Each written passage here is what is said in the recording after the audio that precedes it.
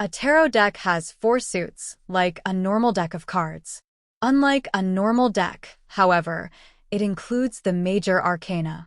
Also known as soul cards, they encapsulate every known human experience or capability and response to the physical world.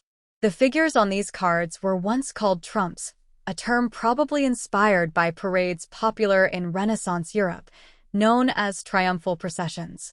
Actors in lavish costumes portrayed authority figures, including emperors and popes, Christian virtues, such as strength and justice, life events, death and resurrection, and even heavenly bodies, the stars, sun, and moon. The progress of the Major Arcana. As the parade progressed, each new character triumphed over, trumped, or outranked the last. The 22 trumps of the tarot deck can be considered a paper parade, depicting important truths about life and humanity. Before universal education and the advent of the printing press, such images could be more significant and familiar than the written word. The illustrations of these trump cards captured the attention of occult scholars in the 19th century who realized they were more important than the other cards, but were not sure what inspired the images. They concluded that the pictures were a visual code concealing ancient secrets, calling the trumps the Major Arcana, meaning great mysteries, and the other cards the Minor Arcana, little mysteries. The Major Arcana is full of archetypes, original models, or typical examples that stem from the collective unconscious. The Swiss psychiatrist Carl Jung was one of the first people to explain this concept of the innate universal prototype, listing figures such as the hero, the child, and the trickster. Model figures. Mother and father are 2 more examples of archetypes, with almost everyone having an understanding of what these terms mean.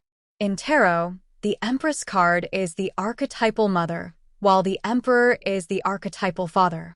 The Wise Man and Wise Woman are 2 more examples that find their counterparts in the Major Arcana, in the Hierophant and High Priestess respectively.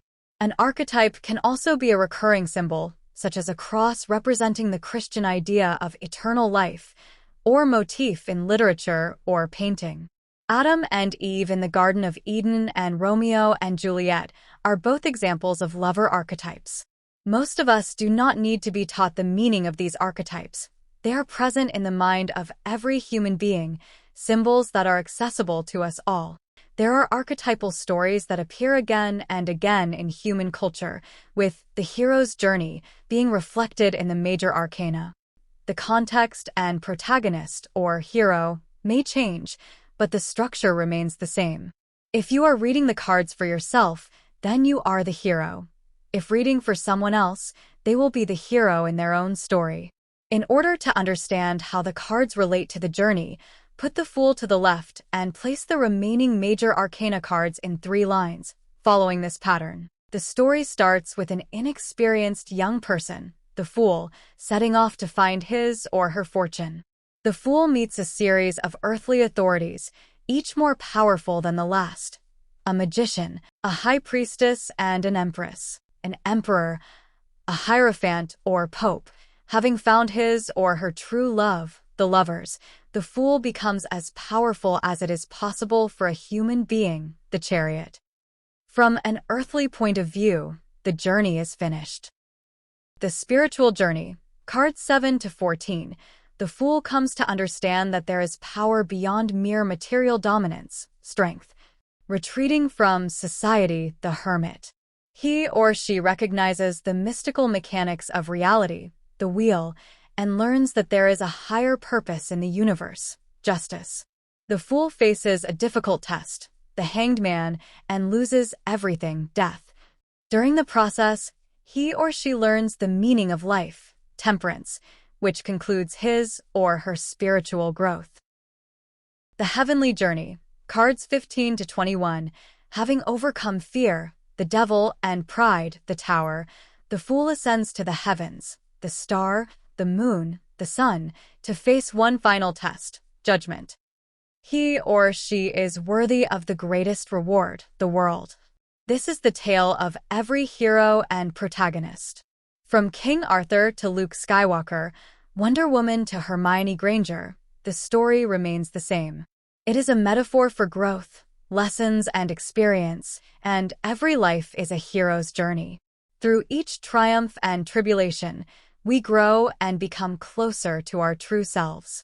The Major Arcana is a symbolic representation of this voyage, with the cards indicating where we are in our journey when we use them. For beginners, when you start using a complete deck in your tarot readings, you will discover a delicate relationship between the major and minor arcana. The major arcana represent archetypal symbols and spiritual power, while the minor arcana feature less powerful images, focusing on daily and passing events. As you continue on your tarot journey, you will learn to analyze the interplay between the major and the minor arcana in a spread. This will allow you to see how the minor arcana are influenced by the major arcana and vice versa. Once you are more experienced in the art of tarot, try making a note of how many major arcana and how many minor cards you find within a spread. If there are lots of major cards, the situation being explored in the reading will have a strong impact on your life. If the opposite occurs and there are just a few major arcana cards, the impact on your life is likely to be transitory and mild. Until next time, farewell.